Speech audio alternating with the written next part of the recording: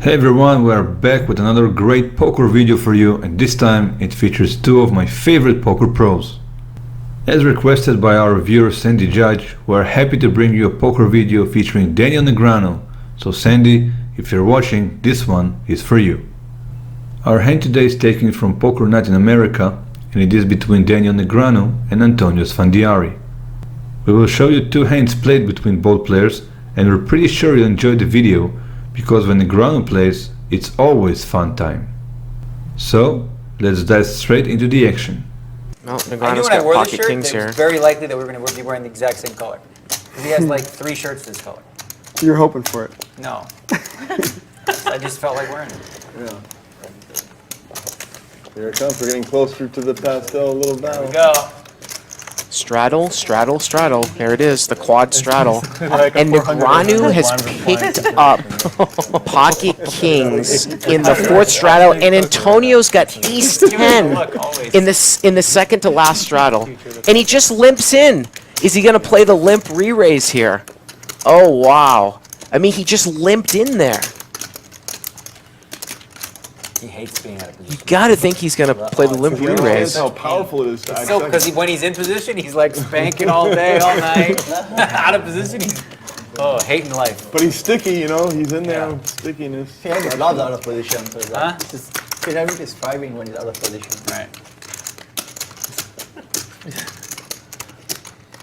On our first hand, Daniel Negreanu is dealt pocket kings, a monster hand to have pre-flop.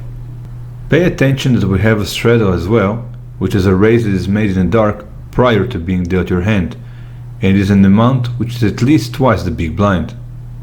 Antonio Esfandiari is dealt ace-10 of hearts, which is not a bad hand at all, maybe a low kicker if you catch a raise, but there's the straight and flush possibility as well, and if you're in a good position around the table, that's a good hand to play with. The table features great poker pros like Elke, Phil Luck and Maria Ho, but everyone falls to Negreanu's big raise to 3,800. Now, pros play a wide range of hands, and it's true when it comes to Esfandiari and Negreanu. They are not tight players and know each can pretty much have anything. Esfandiari decides to call Negreanu's raise as his hand is not bad at all and it's a heads-up play, so you only play against another opponent. In this case, it's Daniel Negreanu, who can have a monster or not, and Esfandiari knows this. So, he's feeling his ace-10 is good here to try and see the flop. He just calls.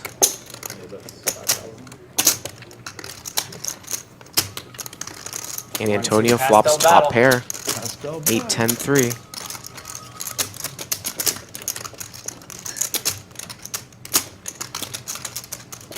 I'm gonna correct my hug. Gonna what? Correct my hug. Hug, just hug. And these guys are very deep. That's a great shot right there. It's a great moment in poker night history. Great moment. Daniel bets 5,000 here. Probably most hugs in one session shipped out. Phil Luck paid 4 hugs today.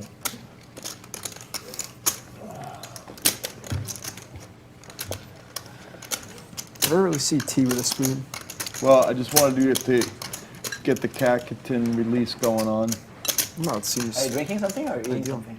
It's green tea with lemon, steeped for 9.5 minutes. 9.5. That's pretty long. Oh, that's why you had to learn. So by the time it gets to me, 30 seconds have passed and we're at the ideal steeping time for optimal Cacatin release. This is a quadruple straddled pot.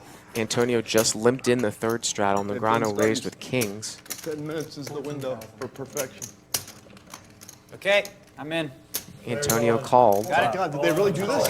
2 times. Are they both all in? Yeah. Oh my God, you guys are the sickest people. 2 times? And Antonio here has check raised and an all-in and a call. Wow, how big is this pot? Flop comes 8-3-10 with 2 spades on the board, giving Esfandiari the top pair with a top kicker. He checks, probably to see how Negreanu will act and how much he'll bet before deciding his next move. He could have bet here, but I'm sure he knew Negreanu will fire back, so maybe it's a check to see Negreanu's next move first. Negreanu plays smart and bets $5,000, which is around 2/3 of the pot. He does not allow Esfandiari the free turn card. He keeps his aggressive play, he puts all the pressure on Esfandiari, and does not allow Esfandiari to see a cheap turn card with a possible flush on the board. Esfandiari is in a tight spot here. On one hand, he has a hand, but it's not a massive one, so if he thinks it's good here, it's only if Negreanu has blank or big cards that did not catch the board like ace-king or ace-queen. If he thinks Negreanu has a pair and it could be higher than his tens, he still has outs to improve to a set or two pair. Folding here is also a possibility, but the least Esfandiari can do here is call to see the turn if he improves his pair and then decide on his next play. Esfandiari decides to check raise, not believing Negreanu has a huge hand, probably putting him on a bluff or a missed board. At this point, Negreanu knows he can get the max value from Esfandiari as he won't fold now, so he goes all in and Esfandiari, already deep and pot committed, calls. Wow, how big is this pot? This is gotta be the biggest pot on poker night. This is an 80,000 chip pot here. Dollar pot. $80,000 pot. Negreanu's got the king of spades, five of spades, jack, That's the first little thing. four here, And that's over 30. and a four here. They run it twice, and Negreanu wins both. AOT 43. The two decide to run the turn and river twice, something you can do when it comes to cash games, but not tournaments, and both times go in Negreanu's favor as Esfandiari does not catch his ace or 10 to win over Negreanu's kings. What do you think about the hand? Could you have lost less than Esfandiari has? He was in a tough position, but something tells me he maybe should have played the hand more conservatively and think that his pair was not enough. He tried to put the pressure on Negreanu, and he did have a pair and could have improved it as well, only this time Negreanu was ahead with his kings. How would you have played this hand if you were in Esfandiari's seat? Apart from joking around with Negreanu, yes? Write us in the comment section and let's move on to hand number 2. Who put Antonio and Kid Poker in those two t-shirts next to each other? Is it Miami Vice on Poker Night in America? Because it looks like Crockett and Tubbs to me. All right, action is on Dan O'Brien in seat 1. Dan's the big loser. So far in the game, in life, he's pretty cool. He makes it 900 with ace 10. So we had a straddle, which is a blind raise from Maria Ho, a double straddle from Antonio Esfandiari. Daniel Negreanu limped in the double straddle. Dan O'Brien raising. Somerville's in. Esfandiari's in. 10,000? Back to Daniel, who's making it 10K with King 6 suited. Limpy dimpy tricky dicky. He is mixing it up. That's a mix-up. Mix it up, right? It's 11,000. Did I put too much? Oh, I thought I did. You probably did, and they can't believe what they saw. I have 10 more. You can have it. Let's go. Daniel kicking things off, giving zero you-know-whats. The two richest guys are wearing pastel. In hand number 2, we have O'Brien raising to $800, Somerville calls with ace-7 of hearts, as well as Antonio Esfandiari, who calls with ace-queen. Then comes the unpredictable Daniel Negreanu, who decides to re-raise to $10,000 with king 6 of spades, an aggressive play or a donk and dangerous move. Negreanu's range is very wide and he can play with any two cards, so he decides to raise to win the pot right now, or make it very expensive to enter the pot if any other player decides to, and have an opportunity to win a lot more. Yes, win a lot more with king 6, no less. Remember kids, great pros can play with any two cards, so if they raise, and even raise a lot, that does not necessarily mean they have a huge pair or another big hand. What does that mean? You get to a certain threshold and then you You wear switch over. Easter egg colors. Yeah, that's a certain point of Not a I regular don't give a what you do. You can do whatever you want. I don't care. Read me. Here. What do I got? What do I got? He's always so good. He knows what I have. Who cares? There's no sense doing a poker face anymore. He just Right, knows. you just know. I just end up telling him. Daniel just makes this move so infrequently with air. I'll try it one more. I'll show you if you fold at least one card. I'll show you one card if you fold. What an absolute wackadoo. I love it that everyone is in such a good mood, except for Esfandiari who looks a bit depressed. Not common for him, but Negreanu will probably cheer him up.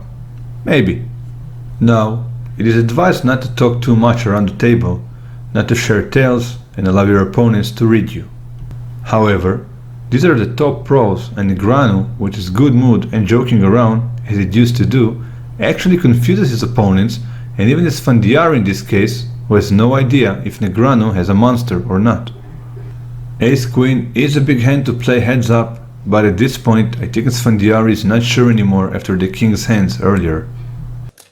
I'll show you one card if you fold. What an absolute wackadoo. But maybe two. It's still a possibility. Oh, all in. Okay, good luck.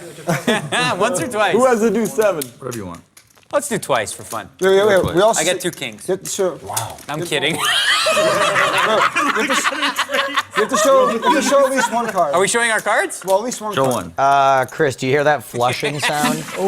Esfandiari decides to raise to Negreanu's all-in and so to say risk it, because even if Negreanu has a big hand, Esfandiari still has outs, including the ace, and like we said, ace-queen heads up is a very strong hand. Negreanu is a real gambler here, as he calls and goes all-in with king-6 suited. On the other hand, he's already invested so much in this spot that there's no point folding now. Raising $10,000 pre-flop, he was ready then to go all-in with his hand. So, we go to see the board, and now it's all about luck, with Esfandiari leading pre-flop, so time to get even. The two decide to run the board, all 5 community cards, twice. Show one. Chris, do you hear that flushing sound? Ooh, one of these two guys is about to drop 20 grand in the toilet. Ace Queen still ahead. 2 times though. They are running it twice. You got to win them both to scoop the pot. There's a 6 for Daniel. I have a pair. I mean, He's very likely to win this first run out. And he does win it. pair. On the first board, the flop is good for Esfandiari, but the turn gives Negreanu the pair of 6s and eventually the win. I guess luck goes with the Braves or the gamblers. Win it. Pair. That's you. 9 and All right. I'm happy now. I don't care what happens. So he's free rolling now. A $41,000 pot. The sickness has exploded. I have a suited hand. What do you want me You're to do? suited, yeah. Suited hand. You're trapped. Yes, it You is. had no outs. Come on, man. Break even one time. Hit me a king or a 6. Oh, it would be a sick one. Oh, so gross. Hey, OT's coming by for sure. Oh What a lockbox. How does Daniel take that twice? Ding dong, it's AOT. On the second board, it looks great for Esfandiari all the way, but then comes the cruel river that gives Negreanu another win, this time with a pair of kings. Well, what do you think about both hands? Do you think Esfandiari has recovered since then, or is he still depressed, maybe tilting together with Phil Hellmuth? We hope you enjoyed the video and the hands and would love to hear your thoughts, so leave us a comment and let's discuss. Maybe we can send your tips to Antonio Esfandiari for future play. Thank you so much for watching this video. We hope you enjoyed it and we would love to hear your own thoughts and insights about the hands, the players, and how you would have played them. For more interesting and entertaining videos, please like our videos, share, comment and subscribe to View on Poker channel, and we'll keep uploading more interesting and entertaining hands for you on a regular basis. Have an amazing day.